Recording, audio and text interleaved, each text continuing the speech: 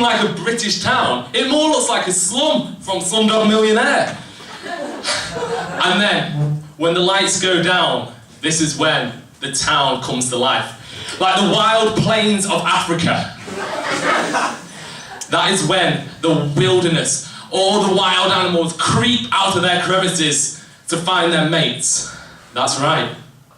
Every night in Warrington is mating season. And if you could compare Warrington to the animal kingdom, especially the blokes, you could compare them to peacocks. Not because of their elegance or grace, because believe me, there's none of that in Warrington, but more for the fact that there's style over substance. Now I believe that peacocks are one of the most randiest animals on the planet. Now, I don't think I'm that great at being a sexual predator. I really don't think I fit into my habitat, and that is probably why I'm going to go extinct.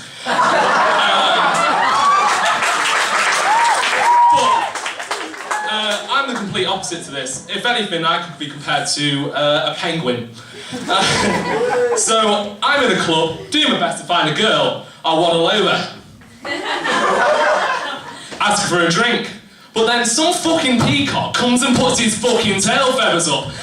I can't do that. All I can do is be a really good fucking swimmer.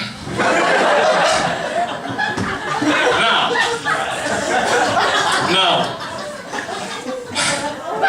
while my hunting ground is obviously not the clubs of Warrington, my hunting grounds lie in a different place, of the restaurant chain, of the takeaways of Warrington. That is where I do my hunting, try to find a girl, but that never happens. Instead of coming out with pussy, I usually come out with the best thing I can come out with is cheesy chips with garlic mayo. Skull. But like all programs on TV, like Spring Watch, they always have their hub where they can look at nature. The takeaways are the place where you look at the glory and magnificence of Warrington's nature. As that is where you see you get to observe the wild just come to life as they exit the clubs, as they put their prey over their shoulder, usually unconscious, and these girls are just mumbling, they're just carrying them out there. If I could think of an image that describes what these horrific scenes, it actually comes from the Holocaust. And it's just one of those horrible sights where you have these poor women over the straps of these men's shoulders, walking down and going, "All right, love, it's time to go into the incinerator." I'm being a bit too strict. I'm being way too strict in Warrington here. It has given me a lot of opportunities. And it's given me a lot of opportunities in sport. May not look like it, but it's given me a lot of good. It started when I started doing athletic running at my local athletic running track. But that got old very, very, very fast. When you have, like, you know, the sprinting show-off kids doing laps round a chubby little kid trying to run, whose running style resembles a truffle shuffle. And then I then went on to do rugby, and that went down like Kerry Katona on crack. As trying to get up on a Sunday morning just to get twatted was as difficult as trying to grasp a reason how Kerry Katona can keep her kids. But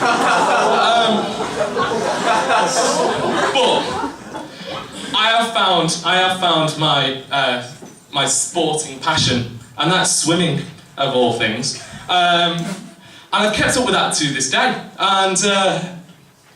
And it actually ended up giving me a job opportunity. But like most things in my life, I didn't get that job for one simple mistake. For killing a baby.